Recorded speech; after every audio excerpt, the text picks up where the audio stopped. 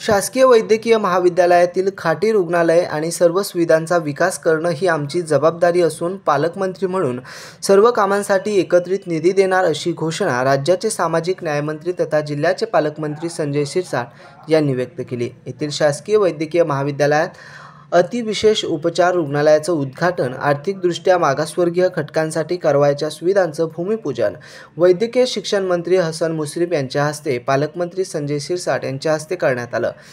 त्यानंतर बजाज शैक्षणिक संकुलात आयोजित कार्यक्रमात ते बोलत होते। केंद्रीय राज्यमंत्री स्वातंत्र्य पदभार, आयुष, आरोग्य आणि कुटुंब कल्याण मंत्रालय प्रतापराव जाधव हे दूरदृश्य प्रणालीद्वारे या कार्यक्रमात सहभागी झाले। राज्याचे सामाजिक न्यायमंत्री तथा जिल्ह्याचे पालकमंत्री संजय शिरसाट आणि राज्यसभा सदस्य डॉक्टर भागवत कराड, विधान परिषदेचे सदस्य सतीश चव्हाण आणि आमदार विक्रम काळे, वैद्यकीय शिक्षण आयुक्त राजीव निवंतर हे देखील यावेळी उपस्थित होते। Bureau report, AI news, Chhatrapati Sambhajinagar.